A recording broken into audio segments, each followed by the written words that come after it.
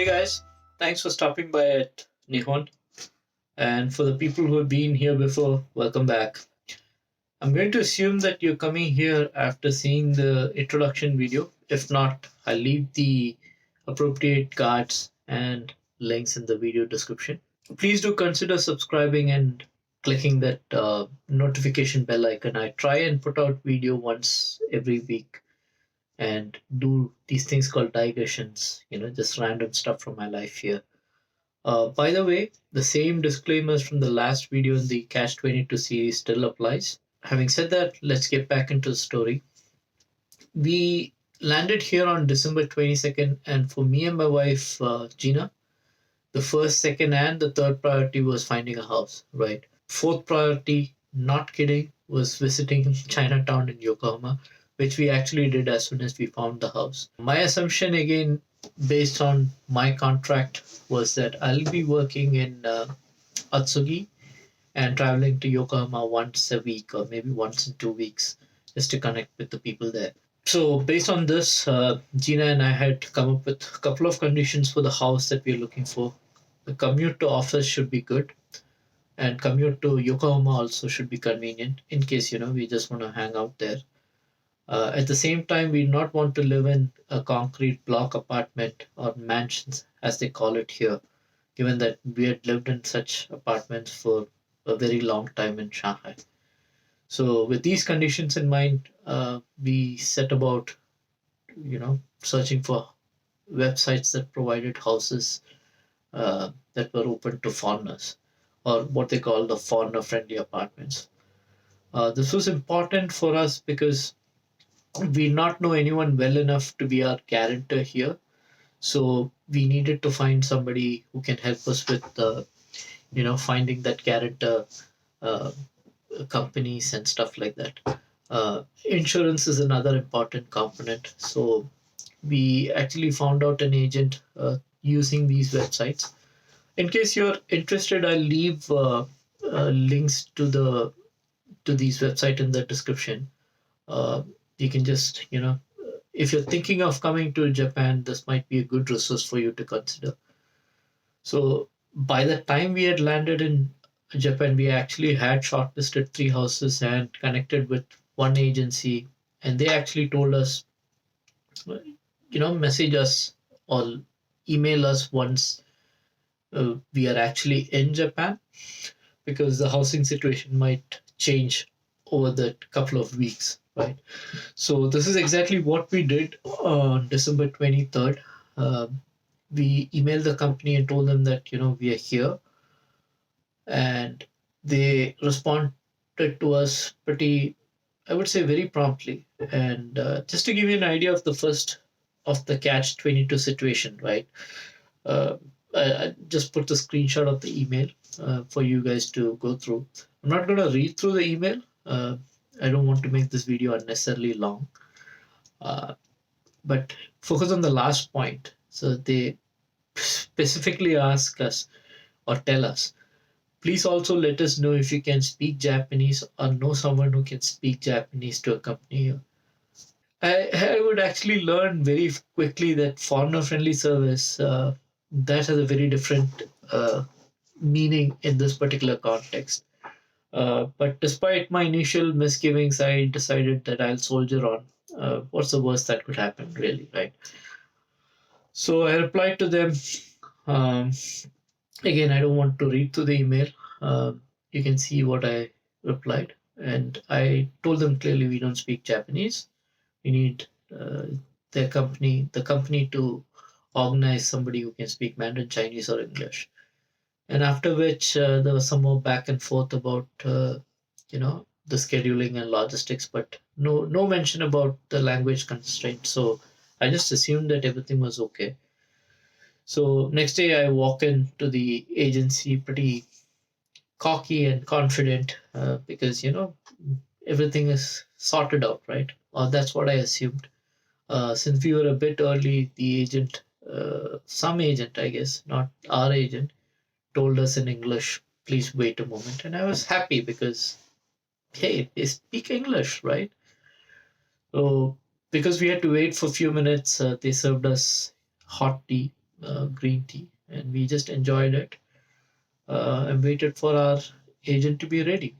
And around 2 o'clock, our agent came to us, sat in front of us, and launched into a monologue in Japanese. And it's only when he gave us his business card did we realize that he's actually introducing himself. And I guess at the same time, we also realized that he doesn't speak any English or Chinese. So I asked him very slowly, is there anyone who speaks English or Chinese?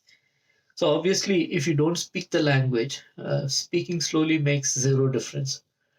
So this gentleman, what he does, he takes out a piece of paper which has got a few printed sentences in English and Japanese, and points at one which says, "I don't speak English. Do you speak Japanese or have a friend who can speak Japanese?" And I was like, I just talked to him in English. I mean, anyway, so I just like go, no, no.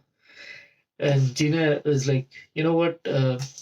If they can't speak English or Mandarin Chinese, it's going to be difficult. Let's just get out of here and, reevaluate our strategy. I was trying to be diplomatic and I did not want to hurt this guy's emotion. And I decided to push on, right? Um, my wife is generally a calm person, but I think at that point of time, she wanted to, poke my eyes out with a chopstick or something. Just allow me to explain myself, guys. This guy was very sincere and truly wanted to do his best to help us find a house. He had prepared a portfolio of all the information about the houses that we identified, route map, the location of the apartment, uh, and he even had prepared his real estate agent's license, right, and kept it on the table for us to see. And I lived in Shanghai for 10 years, and this is not the kind of professionalism that I've ever experienced in Shanghai. And let me tell you, I mean, that itself, that subject, right, is worthy of another video by itself. He was also stressed out and quite embarrassed that he couldn't understand us and he could not be understood, right? So he was like sort of sweating and all those things. So I wanted to help the conversation along. I opened my phone, unlocked my phone basically, opened Google Translate, switched to conversation mode, and started speaking into the phone. Right. I asked something very simple like, is there someone who speaks English or Chinese? We don't speak any Japanese. Most of the Google products are truly awesome, right? I mean, I can swear by them, except for Google Translate. Whatever I said translated to something completely illogical because this guy was like confused for like about 20 seconds. And he finally figured what we were trying to say, and then he just shook his head. And obviously, that meant, yeah, nobody speaks English or Chinese, right? Despite this, I did not want to give up, so I started having a conversation with this guy using Google Translate app.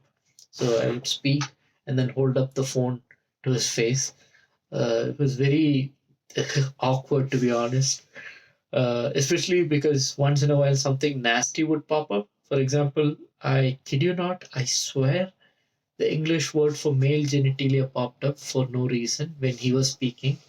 Uh, and we had to keep a neutral expression because I'm pretty sure that some of the things that we told translated badly.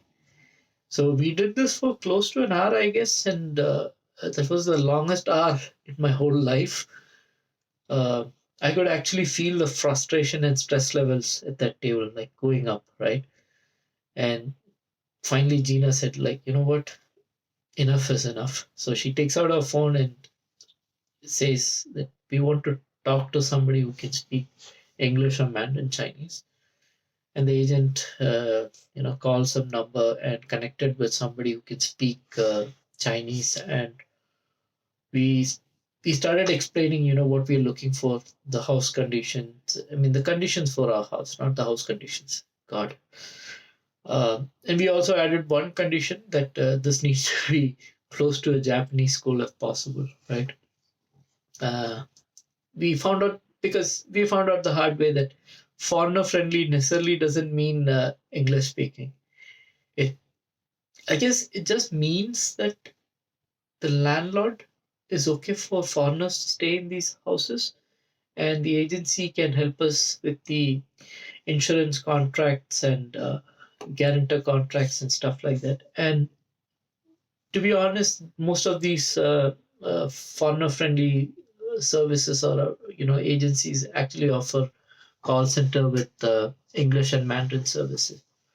So yeah, uh, we added that condition where we needed to have a Japanese school nearby. Anyway, since we have selected a few houses online and was scheduled to see these houses, the person on the phone suggested that we take a look at these houses first, because the agent already had a plan to show these houses, right? And he had prepared the portfolio and all that stuff. So we agreed to see the house, and while seeing these houses, we knew that you know we were convinced, further convinced, that we need to find a Japanese school ASAP, and preferably it has to be close to the house. So we asked him, like, are there any Japanese schools nearby? And he told us clearly, like, okay, it doesn't look like there is any Japanese school, at least in this location.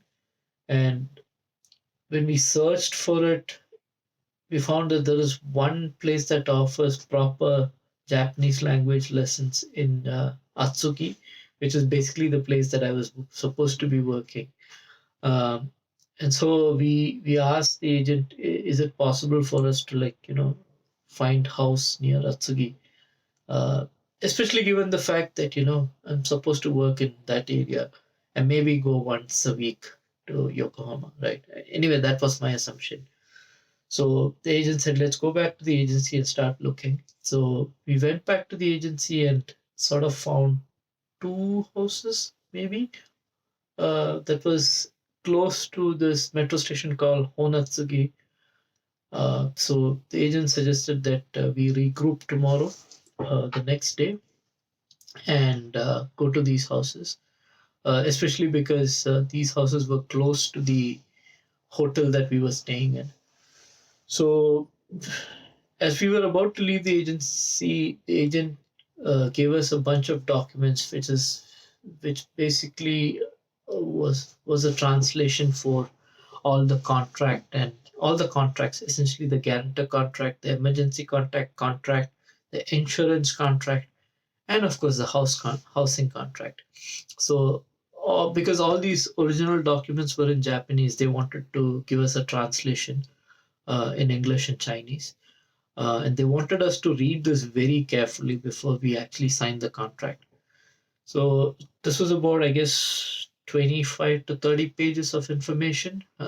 So yeah, I basically skimmed through it and I did not see any issue as such, because obviously the emergency contract was already there, guarantor contract and insurance contract. I don't think we have much of a choice. Housing contract also looked pretty standard for us. So I was okay with it. Gina, on the other hand, took one look at the Chinese version of the document and started panicking because she understood the emergency contact information document as a financial guarantor and not the emergency contract. Emergency contact. Sorry. I assured her it was one of those things that was just lost in translation. So she just reached out to her friends and asked them for their opinion. Uh, and they all said that, yeah, it looks like financial guarantor. And I was like, no, I mean, this clearly is not that. It it is basically somebody who's an emergency contact for us in case we have some issues here. Uh, but we couldn't get into an agreement really, so we went back and forth that whole evening. So anyway, fast forward to the next day, 25th of December. Merry Christmas. The agent actually met us near the hotel and took us to the two places that we identified. Both the houses were good, but we sort of liked the first one because it was closer to the bus stop and all those things. Um, and again, as the house was unfurnished, we were already thinking, like, how do we get the furnishing done? Uh, Especially given our language challenges. But I'll talk about that in another video. We informed the agent that we liked the first house, and he was actually, frankly, relieved, right? His whole body, like, sort of de-stressed in that instant, right? It's like the veins that were popping out of his temple, like, sort of unpopped, right? He asked us hesitantly through Google Translate, are we okay to sign the contract? And I told him yes, and he did not need Google Translate to understand that.